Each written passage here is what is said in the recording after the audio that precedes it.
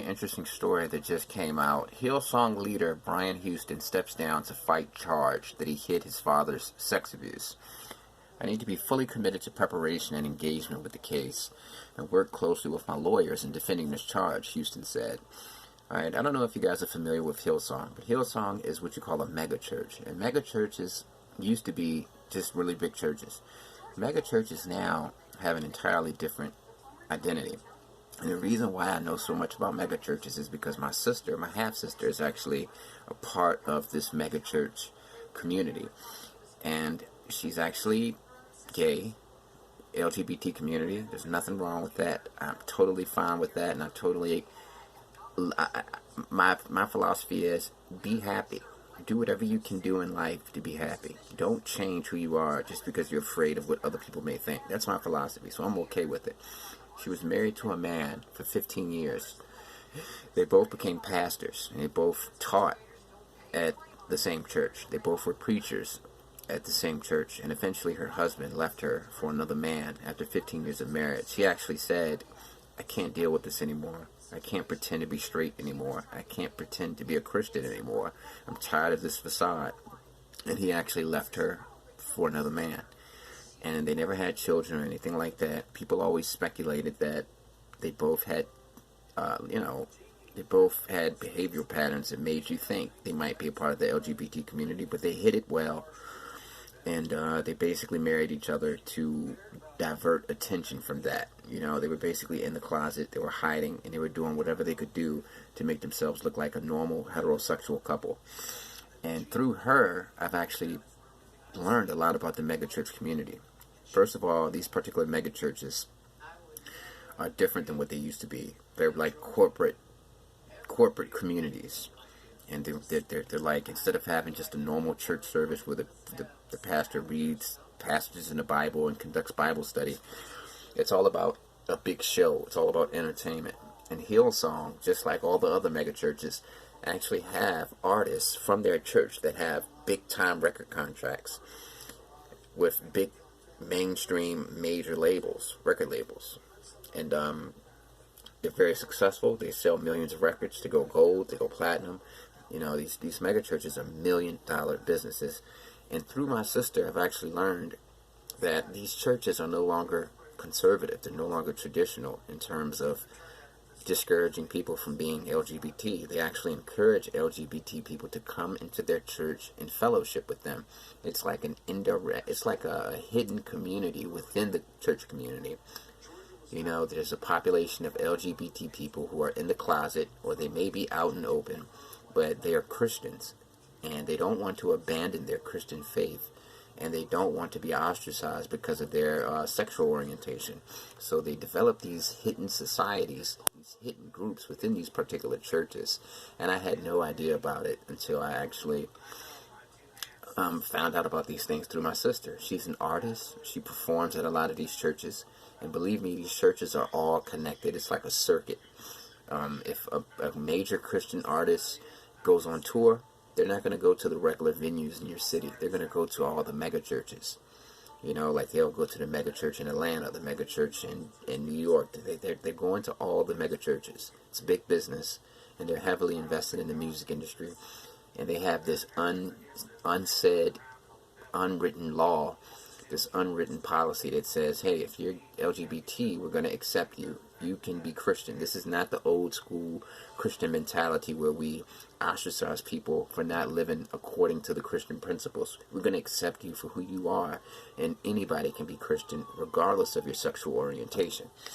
And it's like a little hidden community, and I would actually, I don't want to say that it's like a little cult, but I say that it's like a little cult in the sense that it's a hidden group of people that seem to have their own agenda and their own perspective of Christianity, and they're basically secretly fighting against the typical traditional view of Christianity.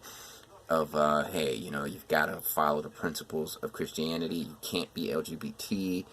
You've got to work on changing that. You have to be heterosexual in order to be a legitimate Christian. This particular group of people are fighting against that narrative, and it's a big group of them. And the only reason I mention this is because I don't understand why they just don't be open about it. These people are hiding in these little small communities within these megachurches, and I just don't get it. I'll tell my sister, half sister, why don't you guys be open about the fact that you're LGBT? Why do you have to create this little small hidden secret community? This members only thing. I mean, it makes it seem like something nefarious is going on. But anyway, the leader of the Australia-based global megachurch Hillsong will step down as he fights a charge that he covered up child sex offenses committed by his father. Okay? So basically, the Australian police said they would allege in court that this guy Houston knew information relating to the sexual abuse of a young male in the 1970s, and he failed to bring that information to the police. And this guy is basically saying that he didn't know anything about it. And this is him at the grand opening of Hillsong Atlanta. And basically with these megachurches, what they're doing is it's all about expansion. It's all about this corporate attitude of we need more, we need more, we need more. We need churches everywhere. We need to create a global movement. And because of what I've learned about these places from my sister, because mind you, all of her friends are secretly LGBT as well, but they're very Christian. These people are very serious about their Christianity.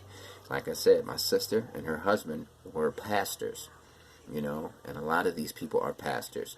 But for some reason, they do not feel comfortable opening up about the fact that they're LGBT. It's like they're comfortable hiding within this larger megachurch community, but it's an unsaid thing. Everybody knows, everybody's cool with it, and it's like these particular people are fighting against the old, smaller, traditional Christian churches in terms of the value system, in terms of what's accepted and what's not accepted.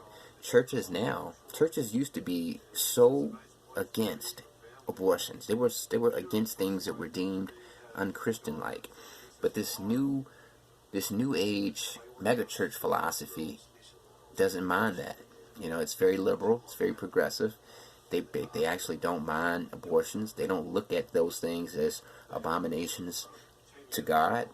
They have this mentality that you can be accepted by Jesus Christ. You can be a Christian as long as you come to church and support our movement. You're okay. And I'm not trying to insinuate that these people are corrupt or these people are satanic or these people are doing something wrong. I'm just stating facts. This is something that I've seen with my own eyes. There is a small, I don't know if it's small or if it's large, but there is a vibrant community of LGBT people who are intentionally concealing their identity within these megachurches. I know that for a fact. And a lot of them have high leadership positions within these megachurches.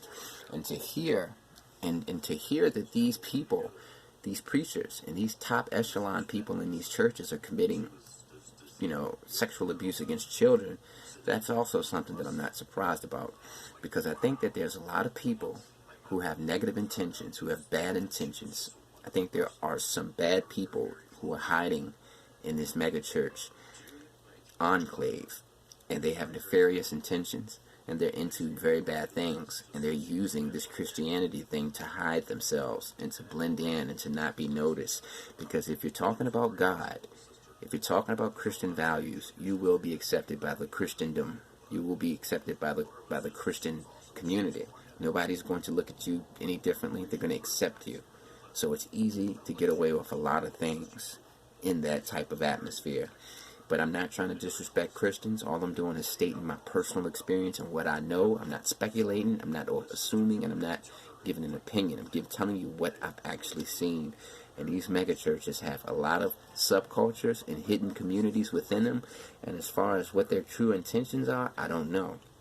I, for one, think it's a good thing that these churches are accepting people no matter if they're LGBT or not, because I think it's foolish for somebody to say that you can't be a part of this faith because you're this or you're that.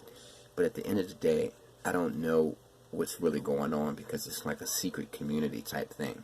Anyway, follow the story.